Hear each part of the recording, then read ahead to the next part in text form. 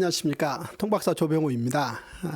오늘은 제가 창세기 14장부터 고대 전쟁 이야기가 시작된다라는 부분에 대해서 살펴보겠습니다. 지금 21세기 가장 명예로운 상을 하나 꼽으라면 노벨 평화상을 꼽을 수 있을 것입니다. 그런데 노벨 평화상은 누구에게 주어지는 것입니까?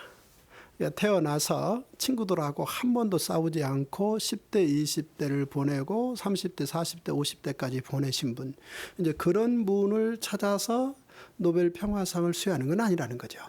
오히려 노벨 평화상은 아주 치열하게 싸우신 분, 어느 정도 싸우는 거니 하나밖에 없는 소중한 목숨을 걸고 싸우신 분, 그런 분 가운데 의미 있는 분을 찾아서 노벨상을 수여하는 거 아니겠습니까? 뿐만 아니라 이 사도 바울이 말합니다. 그가 생을 마감할 때 그의 믿음의 아들 디모데에게 편지를 보내면서 자기는 선한 싸움을 싸우고 달려갈 길을 마쳤고 의의 멸관이 기다린다. 즉 자신의 지난 모든 삶을 아주 강렬한 싸움이었다. 물론 선한 싸움이라는 전제를 달지요. 이렇게 이 싸우는 것, 그러니까 전쟁이지요. 이 전쟁 이야기는 참으로 의미 있게 살펴야 될 제목이다라는 생각이 듭니다. 톨스토이라는 사람이 이 전쟁과 평화 이런 책을 썼는데요. 우리가 성경과 평화 하면 잘 어울릴 것 같은데 성경과 전쟁 하면 왠지 어긋나는 것 같은, 이 어울리지 않을 것 같은 느낌이 들 수 있겠습니다. 하지만 창세기 14장의 주인공은 아브라함입니다. 우리가 알다시피 이 아브라함은 믿음의 조상입니다. 믿음의 아버지라 그러죠. 어지간해서는 어느 분야에 아버지가 되기 쉽지 않습니다. 음악의 아버지 바흐, 역사학의 아버지 헤로도토스 등등 고고학의 아버지는 술레이만이라고 말씀드렸습니다만, 어느 분야의 아버지가 된다라는 건 그는 그 분야를 새롭게 시작할 골격, 프레임을 짜신 분에게 주어지는 건데, 적어도 인간이 하나님을 믿는 일에 있어서는 아브라함만한 사람이 없다 해서 아브라함을 믿음의 조상이라고 불렀다는 얘기죠. 그런데 이 아브라함 이야기가 진행되는 도중에 창세기 14장에서 보면 아브라함이 전쟁에 참여했다는 얘기죠. 그것도 집에서 길리 자 318명을 데리고 야간 전쟁, 즉 야습을 했다는 겁니다. 인류 역사의 공식적인 기록은 BC 5세기 페르시아가 야습을 했다. 이것이 일반 역사에서 공적인 야습 기록입니다. 그런데 창세기 14장에서 아브라함이 전쟁에 참여를 하게 되는데 이 전쟁에 참여하는 방법은 야습이요 기습이라는 방법이었다는 거죠. 그러니까 공적으로 페르시아가 야습을 했다라는 기록보다 1500년 전 앞서서 창세기 14장에서 아브라함이 참여한 전쟁이 야습이었다라는 생각. 왜 야습이 이렇게 쉽지 않은 거냐 하면, 지금은 물론 워낙 이 월등한 전쟁 무기들이 개발이 되어서 어두운 밤에도 이 상대를 구별할 수 있는, 즉 아와 피아를 구별해서 싸울 수 있는 장비 조건들을 갖췄습니다만, 산업혁명 이전까지만 해도 사실 전쟁이라는 것은 해 뜨면 시작하고 해 지면 멈춰야 되는, 그리고 다음 날 다시 해 뜨면 다시 전쟁을 해야 되는 형식으로 고대사 전쟁을 비롯해서 산업혁명 이전까지는 그런 방식의 전쟁을 치렀단 말이죠. 그런데 아브라함이 놀랍게도 야습을 감행했다, 이런 이야기를 창세기 14장이 다루고 있다는 것입니다. 좀 더 구체적으로 살펴보면 어떤 얘기겠습니까? 이 아브라함이 하나님께서 크신 계획을 세워서 아브라함에게 알리자, 거기에 아브라함이 믿음으로 순종해서 자신이 살던 곳에서 떠나서 이 가나안에 와서 살게 되었다는 거죠. 당시 가나안에서 살고 있는 아브라함은 아들은 없었지만 아들과 같은 조카가 있었지 않습니까? 그런데 이 조카하고 사이가 좋았고 그래서 장가도 보냈고 큰 가문도 이루고 했는데 문제는 양쪽의 재산이 좀 늘자 사실은 경제 다툼이 집안 싸움이 되었다는 것이죠. 아브라함이 고민하다가 이 싸움을 해결할 수 있는 방법을 찾지요. 다름이 아니고 자기 조카 롯에게 먼저 선택권을 양보하는 것입니다. 그래서 조카 롯이 좀 더 나은 초지가 있는 곳으로 선택할 수 있도록 기회를 주는 거죠. 해서 롯에게 너가 좌하면 내가 우측을 선택하겠고 네가 우측을 선택하면 내가 좌측을 선택하겠다라고 제안을 했는데 당시 롯이 아주 있어 보이는 이 소돔과 고모라 지역을 선택을 하고 그곳으로 살게 되었다는 것이죠. 그런데 문제는 실질적으로 보면은 소돔과 고모라는 겉보기와는 달리 허당이었다는 겁니다. 그 이유가 뭐냐면 당시 이 소돔이라는 도시국가, 고모라라는 도시국가, 또 거기에 3개를 더해서 5개의 도시국가인데요. 이걸 이제 요단 지역의 5개 도시국가라고 볼 수 있는데요. 그 5개의 도시국가 가운데 대표적으로 소돔 도시국가, 고모라 도시국가가 있습니다. 그런데 이런 5개 도시국가는 북쪽에 있는 아수르의 4개의 도시국가들에게 12년째 조공을 바치고 있었다는 겁니다.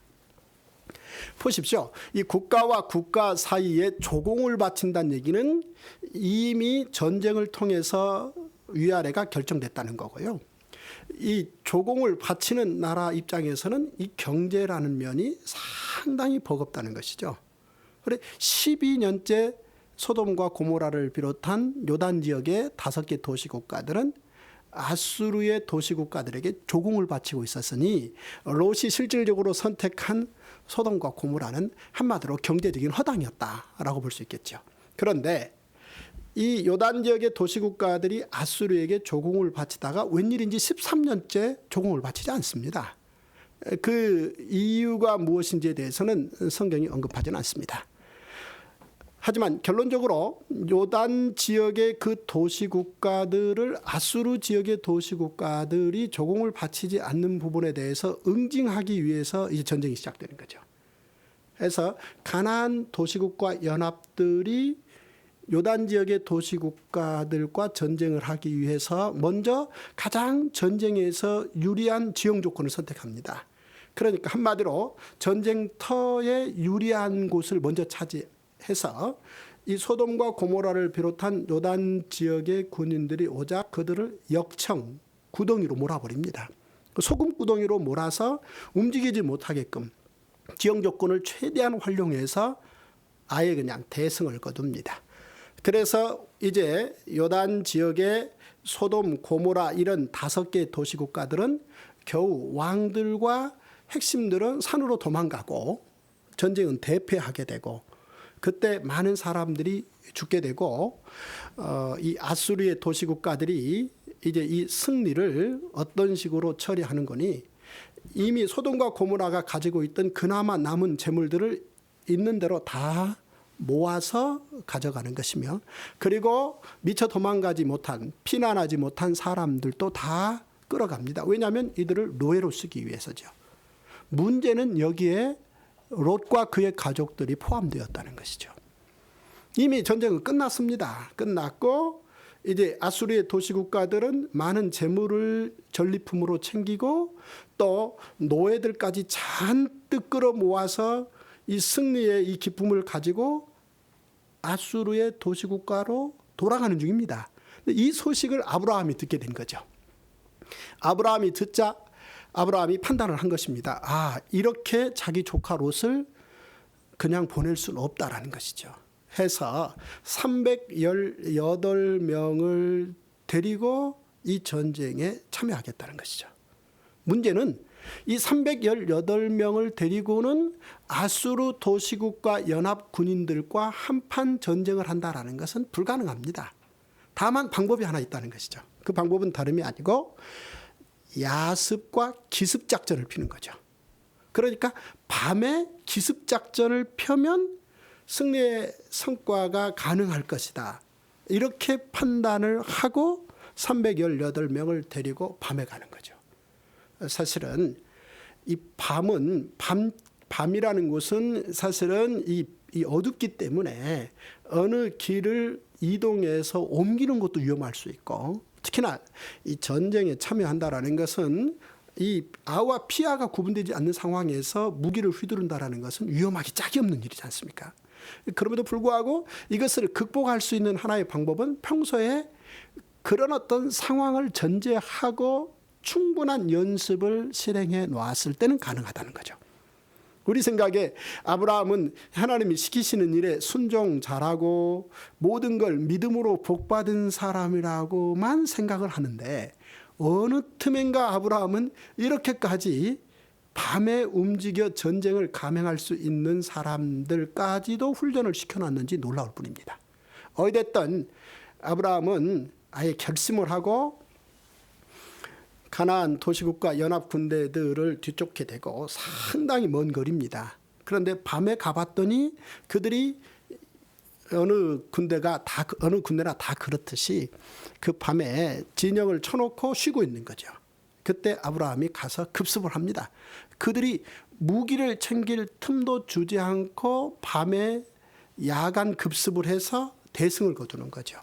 그러니 그 용맹스러운, 사실 소돔과 고모라와 같은 이 요단 이 도시 연합국과 싸울 때의 지형을 유리한 곳을 미리 선택할 만큼 치열하게 치밀하게 전쟁 승리를 꾸려낼 수 있던 그 가나안의 이 아수르의 이 도시국가 연합 군대들이 아브라함의 야습에 속수무책으로 당하는 거죠.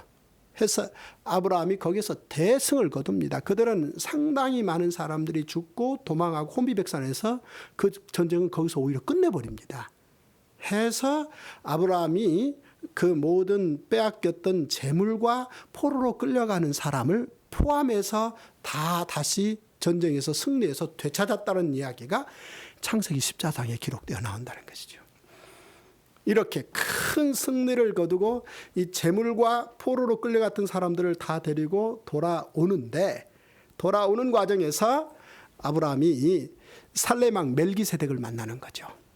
근데 이 멜기세덱이 전체 그날 저녁에 있었던 아브라함이 진행시켜서 승리한 그 전쟁에 대해서 해석을 내놓습니다.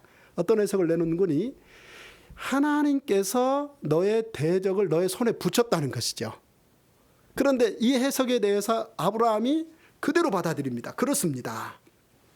이렇게 받아들이고 오히려 그 전쟁에서 이긴 것에 대해서 하나님 앞에 감사하는 마음으로 거기에서 전리품의 일부를 11조로 드리는 거죠. 여기서 우리가 하나 생각해 봐야 될 것은, 이 전쟁은 사실은 아주 치열한 싸움이고 목숨 걸고 하는 싸움이 전쟁입니다. 따라서 그 전쟁에 이기고 지고는 어느 나라의 소유권이 왔다 갔다 하는 것이며 재물과 많은 조공들이 이후에 뒤따르는 거죠. 그래서 이 전쟁과 전리품의 한 핵심인 조공은 뗄래야 뗄 수가 없다. 아브라함이 이 전쟁의 큰 승리, 당시는 사실은 국제전쟁입니다. 이 국제전쟁에 참여해서 큰 성과를 거뒀기 때문에 아브라함 입장에서는 이제 상상할 수 없는 재물을 획득했는데, 그런데 아브라함은 그 재물을 전리품으로 자기 재산을 경제적으로 확충하고 늘리는데 초점을 맞추지 않고 오히려 거기에서 11조를 하나님께 바침으로 인류 최초의 11조 사건이 시작된 거죠. 즉 생명과 재물의 전적 주인이 하나님이시다라는 것을 그 전쟁에 참여한 이후 승리의 결과를 가지고 그렇게 표현했다라는 것은 참으로 의미심장하다라는 사실을 알 수 있는데요. 어쨌든 살레망과 그날 저녁에 전쟁을 그렇게 해석한 이후 아브라함이 이제 다시 돌아오는데, 당연히 산에 잠깐 도망해서 숨어있던 소돔 왕과 고모라 왕 등이 아브라함을 환영하는 것이죠. 그러면서 이 환영식장에서 아브라함에게 공식적으로 제의합니다. 이 포로로 끌려가서 노예가 될 뻔했던 자기의 백성들은 다 돌려달라는 거죠. 다만 재물들, 사실은 이 아수르의 이 도시연합 국가들이 이 가나안 지역의 이 도시연합 국가로부터 많은 재물들을 옮겨갔지 않습니까? 그런데 이걸 아브라함이 다 되찾아왔단 말이죠. 그 재물들은 송두리째 아브라함에게 다 소유하라, 이렇게 공식 제안을 합니다. 얼마든지 가능한 얘기죠. 왜냐하면 전쟁에 참여해서 이기는 자가 재물은 물론이요, 상대의 생명까지 가지게 되는 거니까요. 그런데 바로 이 공개 제안을 받은 아브라함이 거기에서 말합니다. 아니다. 그리고 이제 아브라함이 하는 말이, 나는 살아계신 하나님 앞에 맹세하노니, 이런 전제하에 소돔과 고모라 왕 등이 내 재물을 불렸다라, 내 재물을 늘려줬다, 그런 소문 듣고 싶지 않다는 겁니다. 이 전쟁에 참여한 이유도 재물 때문이 아니고 내 이 소유라는 게 참 중요한 거지 않습니까? 그런데 이 소유가 이렇게 많아진 게 사실은 소돔과 고모라 왕 덕분이다, 이런 어떤 평가를 남기지 않겠다는 겁니다. 그래서 오히려 다 재물까지도 돌려주겠다는 것이죠. 다만 318명이 이 전쟁에 참여했던 이 전쟁 비용이 있지 않습니까? 그 부분만 자기는 가지겠다, 이렇게 해서 그 전쟁을 끝냈다라는 사실이죠. 이야, 이 아브라함, 이분이 사실은 자기 조카 롯의 이 생명을 구하고 싶은 열정으로 이 전쟁에 참여하기 위해서 자기 생명을 걸었다는 것이죠. 그리고 사실 하나님께서 그의 삶을 어디로 가든지 함께 해 주시겠다라는 믿음이 누구보다도 충분해서 믿음의 조상이 된 사람 아니겠습니까? 그럼에도 불구하고 318명이라는 이 밤의 야습을 기습적으로 감행해서 승리할 수 있는 그런 놀라운 사람들을 훈련시켜냈다라는 부분에 대해서 우리는 다시 한번 새삼 이 선한 싸움을 싸우는 인생길의 내용이 어떠한가라는 부분에 대해서 생각을 해보게 되는 거 아니겠습니까? 이렇게 성경은 창세기로부터 이 전쟁 이야기를 시작하고 있다는 거, 이 전쟁과 성경과 뗄래야 뗄 수 없다라는 사실을 우리는 이렇게 한번 살펴볼 수 있습니다. 어디 그뿐이겠습니까? 성경에 수많은 전쟁 이야기들이 기록되어 나옵니다. 아브라함 이후 약 한 500여 년의 세월이 지난 후 이 모세가 히브리 민족 전쟁을 하지 않습니까? 아브라함부터 시작해서 한 민족이 형성되는데 500년 세월이 필요했습니다. 그렇게 해서 비록 한 민족이 형성되었지만 그 민족은 애굽 민족으로부터 사실은 노예 취급을 받고 있었다는 것이죠. 이런 상황에서 하나님이 그들을 출애굽시켜내는데, 출애굽시키는 과정이 굉장히 거대한 민족 대 민족의 대결 구도였는데, 실제 그 출애굽의 모든 대결 구도의 승리는 하나님께서 모세의 지팡이 하나로 다 끝내신 거죠. 그래서 모세에게 지팡이를 이를테면 땅에 치라, 혹은 홍해 바다에 치라 해서 모세가 치면 이 전쟁의 모든 이 승리의 결과는 하나님께서 주도하셔서 출애굽을 했습니다. 그래서 이 출애굽 과정은 히브리 민족 대 애굽 민족의 싸움이라고 보기는 어렵습니다. 전쟁이라고 보기는 어렵다는 것이죠. 일방적인 하나님의 전적 주도하십니다라고 봐야 되겠습니다. 그렇다면 언제 최초로 히브리 민족의 싸움이 시작되느냐? 출애굽한 이후 히브리 민족이 시내산을 향해서 먼 여정길을 가는데 그 여정 행렬의 뒤끝을 아말렉족들이 와서 치게 됩니다. 이 아말렉족들은 우리가 잘 알고 있는 그 페트라 성에 기반을 둔 아주 호전적이고 그 주변에 있는 다른 여타 민족들의 약점을 공격해서 좋은 것들을 가져다가 페트라 성에 가득 쌓아놓는 그런 대단한 호전적인 민족인데요. 이들이 바로 히브리 민족이 애굽에서 나오자 이 뒤끝을 친다라는 거죠. 이게 최초로 히브리 민족의 민족적 전쟁이라고 봐야 되겠습니다. 그런데 이런 상황에서 모세 입장에서는 이 전쟁을 치러야 되는데, 모름지기 전쟁이라는 것은 훈련된 군사들을 통해서 치르는 것이 전쟁이지 않습니까? 그런데 무슨 훈련을 받았습니까? 이들이 정말 어떤 훈련받을 수 있는 기회나 군인으로서 어떤 조직적인 규모를 이들이 이미 애굽에서 가졌었다면, 애굽의 군인들이 와서 히브리 가정에 이 남자 아이들이 태어나면 그 영아들을 죽이려고 가져가는데 그걸 막을 힘이 있었지 않았겠는 거죠. 그걸 막을 수 있는 힘이 그들에게는 없었습니다.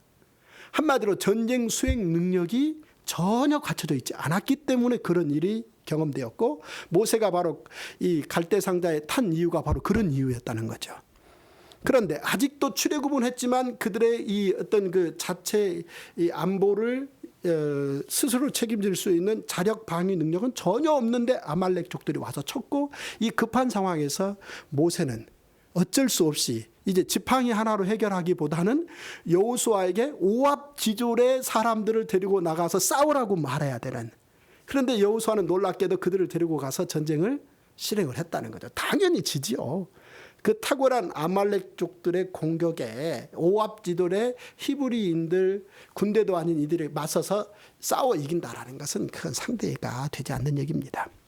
그런데 이제 모세가 그 상황에서 이제 손을 들고 기도하게 되고, 그래서 이 모세는 손 들고 여호수아는 손에 칼 들고 해서 이 싸움을 이기게 되는. 그래서 그 민족, 히브리 민족의 이 최초의 이 싸움의 결과로 여호와 니시라는 말이 나오는데, 아주 독특한 민족의 전쟁 경험을 그들은 모세의 싸움 때 경험했다라고 볼 수 있겠습니다. 이제 이후 40여 년 세월이 지나고 이 여호수아가 그때의 경험도 있고 또 40년 동안 충분히 60만 명이 군인으로서 조직적으로 준비되어지지 않습니까? 해서 여호수아는 여리고성 공성전을 비롯해서 31명의 도시국가 왕들과 5년 동안 차례로 전쟁을 통해서 승리하는 기록이 여호수아서다라고 볼 수 있겠습니다. 물론 이제 여호수아서에 대해서, 여호수아와 여호수아의 전쟁에 대해서는 다시 뒤에 가서 한번 본격적으로 한번 다뤄보겠습니다.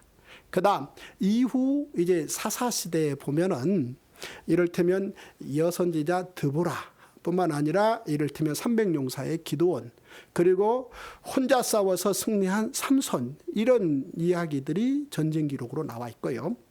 그다음 우리가 말씀 사역에 누구보다도 민족적으로 국가적으로 월등한 성과를 거두었던 사무엘 때도 사실은 전쟁이 있었다라는 사실을 기억해 둘 필요가 있겠죠. 이 사무엘이라는 사람이 사사시대를 보면은 다 지파 중심적 공동체를 가지고 있었다는 거죠.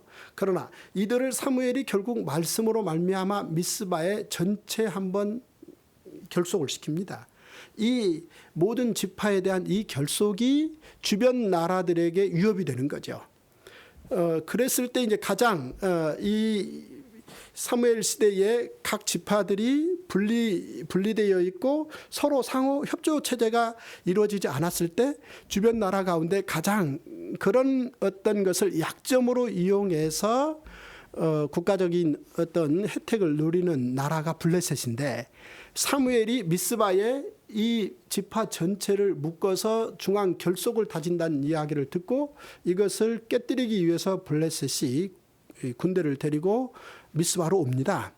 이랬을 때 아직 사무엘은 사실은 어떤 군대 조직을 갖춰놓은 상황은 아닙니다. 일단은 다 여러 지파들이 함께 모여서 하나님 앞에 사실 그들의 믿음을 견고히 하고 그들의 중앙 결속을 한번 다지는 그런 의식을 행하는 세레모니 미팅을 갖는 것이지, 어떤 군사적 준비로 싸울 대세는 갖춰져 있지 않았다는 거죠.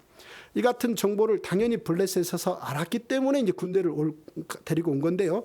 당시 블레셋은 여러 다른 국가들에 비해서 이 철기 문화가 상당히 발달되어 있는 그런 나라로서 무기가 굉장히 발달되어 있었다는 거죠. 그런 어떤 무기들을 가지고 미스바로 쳐들어오는데, 이에 대해서 사무엘은 결국 그곳에 모인, 그래서 이미 이제 블레셋이 온다라는 소식을 듣고 두려워하고 있는 사람들에게 거기에서 중요한 말을 합니다. 무슨 말인 거니? 흩어지지 말자는 거죠.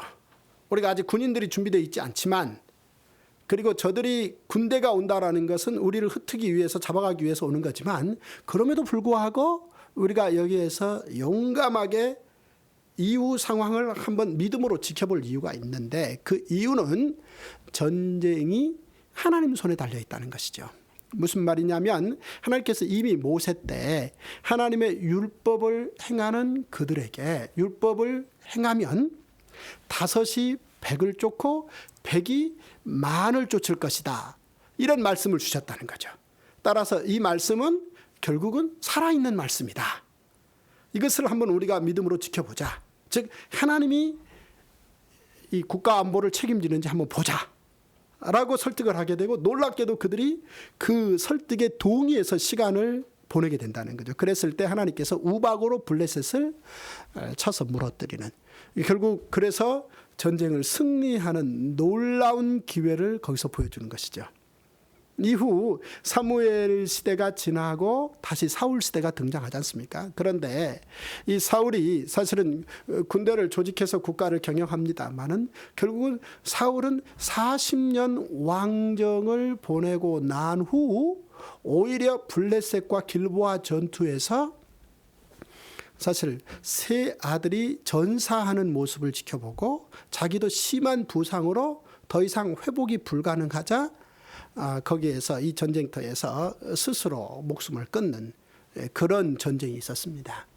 이후에 보면은 이제 그리고 등장한 사람이 다윗이지 않습니까? 이 다윗이라는 사람은요, 사실 다윗 하면 세상 사람들은 골리앗과 바로 연결시킵니다. 예, 다윗과 골리앗이군요. 이 다윗 하면 골리앗, 이렇게 따라 붙는데요. 3,000년 동안 다윗과 골리앗이 짧게 한판 붙은 건 사실은 그거 뭐 5분도 안 될 거예요. 그런데 이 이야기가 3,000년 동안 전쟁 검색어 1위라고 봐도 과언이 아니란 말이죠. 왜 그렇습니까? 이 다윗이라는 사람은 이길 수 없는 상대를 이겼다라는 상징적인 의미이고, 골리앗이 유명한 이유는 오히려 그 반대로 질 수 없는 상대에게 졌다.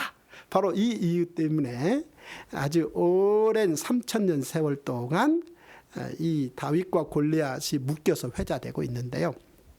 다윗이 싸워서 이긴 그 무기가 사실은 물매였지 않습니까? 그런데 이 다윗이 골리앗과 한판 붙자라고 제안했을 때 그걸 옆에서 동의 안 해줄 수 있지 않습니까? 형들이 말렸지 않습니까? 그럼에도 불구하고 다윗이 자기가 나가서 한판 싸울 테니까 이 기회를 달라라고 그 당시 왕인 사울을 설득했는데, 설득할 때 그 내용이 자기가 곰과 사자와 싸워서 이겼다는 거죠. 그러니까 골리앗과도 한번 싸워서 이겨보겠다는 거죠. 그러면 곰과 사자와 어떻게 싸운 것입니까? 다윗이 그 당시 곰과 싸워서 이긴 것은 바로 물매 때문이죠. 이 물매 돌리기인데요. 이 물매 돌리기는 이 사사시대에 보면은 아주 선수들이 있습니다. 이 선수들이 아주 집단화되어서 이것을 가지고 전쟁에서 아주 효과적인 도구로 사용했다는 것을 볼 수 있고, 이후에 보면은 이제 아수르 제국도 보면은 이 물매 돌리는 군대를 아예 집단으로 양성해서 확보하고 있는 걸 보게 되는데요. 이 다윗이 물매 돌리는 선수였다는 거죠. 그런데 문제는 다윗이 사자와 싸워서 이길 때 그 물매를 어떻게 돌렸느냐가 문제 아니겠어요? 만약에 물매를 돌렸는데 그 물매가 사자의 꼬리를 맞추면 사자가 화가 나가지고 다윗을 가만뒀을 리가 없다는 거죠. 오히려 사자에게 먹혔었겠죠. 정확하게 사자의 급소를 쳤다라는 거죠. 그러니까 사자의 급소가 어딘 줄도 알고 그 급소를 정확하게 맞출 수 있는 물매의 정확도도 있었다는 거죠. 이런 충분한 싸움 기술을 익힌 다윗이 이 골리앗의 약점을 본 거죠. 목표가 보통 다른 사람의 이마보다 좀 넓지 않습니까? 그러니 거기를 정확하게 맞출 수 있는 그 물매 돌리는 정확도를 가지고 싸워서 이겼다 해서, 사실은 다윗이 온 나라에 유명세를 탄 결정적인 계기는 싸워서 이긴 이유죠. 골리앗을 싸워서 이겼기에 온 나라 사람들에게 영웅이 되었고, 이후에 다윗은 사실은 1대1 싸움은 물론이요, 민족과 민족 사이에 발생된 여러 전쟁들을 승리로 이끄는 상승 장군의 역할을 했는데요. 해서 사실 다윗이 마지막 인생에 있어서 소망을 가졌던 그 성전을 건축하겠다라고 하나님 앞에 뜻을 밝혔을 때 하나님께서는 네 아들 솔로몬이 성전을 건축하면 좋겠다. 너는 전쟁을 너무 많이 치렀지 않느냐. 이런 이유를 하나님께서 말씀하셨는데 그만큼 사실은 다윗과 전쟁과는 뗄래야 뗄 수 없는 인생을 살았다. 이거는 이제 본격적으로 뒤에 가서 한번 다루겠습니다만은 다윗이 그렇게 많은 전쟁의 상승 장군이었음에도 불구하고 이 다윗이 제국을 만들지 않고 제사장 나라를 충실히 꿈꿨다라는 거, 이게 아주 중요한 부분이라 여길 수 있겠습니다. 이렇게 성경과 전쟁과는 뗄래야 뗄 수가 없는데요. 이후에 보면은 솔로몬 이후 이 나라가 한민족 두 국가로 북이스라엘과 남유다로 나누지 않습니까? 200년 동안 남북이 나뉜 상태에서 오히려 남과 북이 끊임없이 전쟁했다라는 기록을 열왕기서에 아주 생략하지 않고 잘 기록되어 나옵니다. 이후에 보면은 이제 북이스라엘의 수도 사마리아가 아수르와 전쟁에서 짐으로 말미암아 이제 이를테면 나라의 기능이 끝나버리는. 그리고 남유다가 150년 동안 더 유지가 되는데 아수르 이후에 등장한 이 바벨론이 예루살렘을 공격하러 갔을 때 이 시드기야 왕을 이기는, 결국은 당시 남유다의 왕이었던 시드기야 왕이 이 전쟁의 패배로 말미암아 아직 20살이 채 되지 않는 자기 두 아들을 이 바벨론에게 뽑히는 이런 험악한 전쟁의 결과를 보여주고 있는 것이죠. 물론 우리가 지금 그 중간에 그 요시야가 애굽의 진군을 막다가 전쟁에서 무기또에서 죽은 사건도 있고요. 이후 이렇게 사실은 이 5대 제국의 이 변동과 그리고 그 변동 속의 그 중심에는 전쟁에서 이기느냐 지느냐의 결과로 진행되었었다라는 사실인 거죠. 이 모든 이야기를 성경은 생략하지 않고 잘 다루고 있다라는 사실입니다. 전쟁, 이것은 피하고 싶으면 피해야 되는 것이죠. 하지만 이 전쟁까지도 포함해서 하나님이 세계를 경영하신다라는 이야기를 성경이 담고 있음을 우리는 성경을 통해서 분명히 읽을 수 있습니다. 이 전쟁, 이 사실은 하나님의 사람들의 특징은 선한 싸움을 다 싸우고 의의 면류관을 노래했다라는 특징들을 가지고 있고, 이런 이야기를 성경이 담고 있음을 우리는 발견할 수 있습니다. 오늘 제가 준비한 이야기는 이제 여기까지입니다.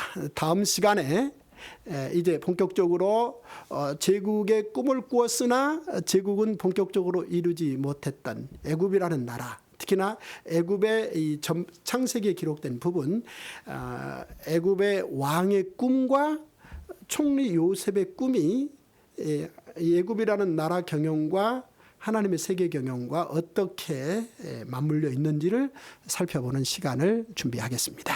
감사합니다. 다음 시간에 뵙겠습니다.